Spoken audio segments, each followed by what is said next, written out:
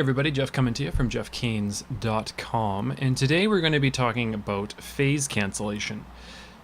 Without getting overly technical, because it is quite a technical issue, the easiest way to describe it is when we have multiple mics picking up a single source. So if we think of a drum set, the overhead mic will be picking up a snare signal at a different time than the mic directly over the snare mic. And what this can do is it can cause a very thin signal versus a wider, fuller sound because they're being picked up at two different times. So again, without getting overly technical in it, what we're just going to do is make sure that our drums are in phase. So the easiest thing to do is just select a section here, which we have, and we're going to solo it over our overheads because that's where we're going to notice the issue.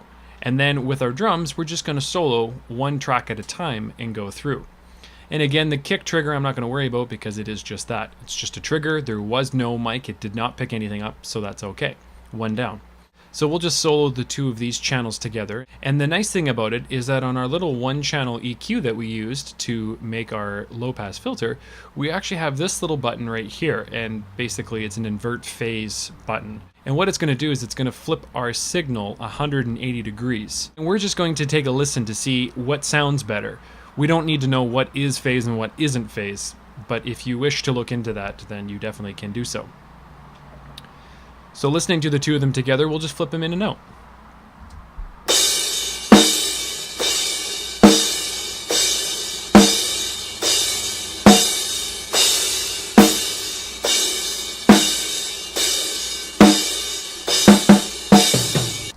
So I did hear a bit of a bigger sound, not by much, but I did hear a little bit of a sound when I had the phase inverted. So we'll just keep that there. And then we'll move on to the next track.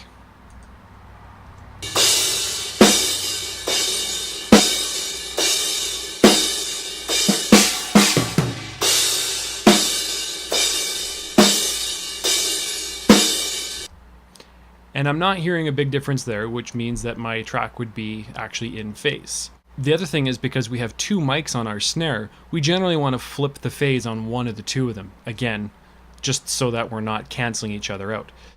And what we would want to do is make our way all the way down the tracks and make sure that each one of our mics is being picked up in the richest, biggest tone that we have.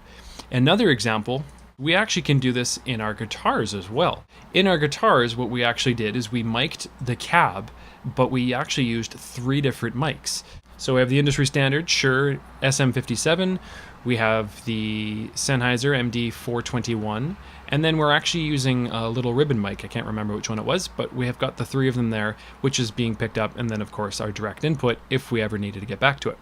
So on these ones, on one channel, you're not going to notice a difference. It's how they respond to one another. So if we were to solo our two channels and then flip them back and forth, we may notice a difference.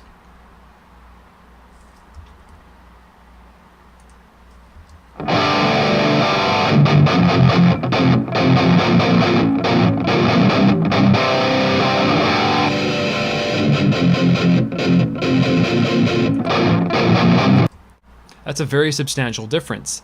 And again, it's not really important to know what is phase and what isn't phase. We're really using our ears here. So this is the ability that's actually flipping the phase on that. And then we can play with the three mics and see what we like sounding the best.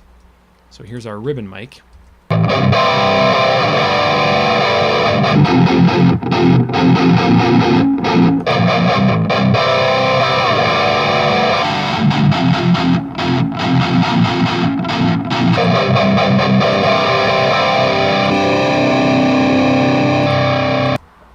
So as you can see, we have a couple options there. To be honest, I don't know which one I like better, but that will be something that we could play with as we move through the mix.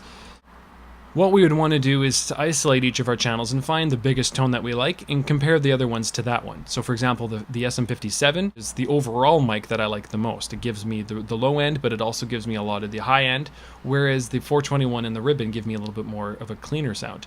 And we'll go through the guitar tone in a later video. But what we're doing here is we're really comparing the two mics, and in this case, the three mics, picking up on the same source, and just using our ears to see how we want our guitars to sound. Well, I hope audibly that made sense. I know verbally that doesn't make a lot of sense, but in any case, this is Jeff coming to you from jeffcanes.com. and let's keep mixing.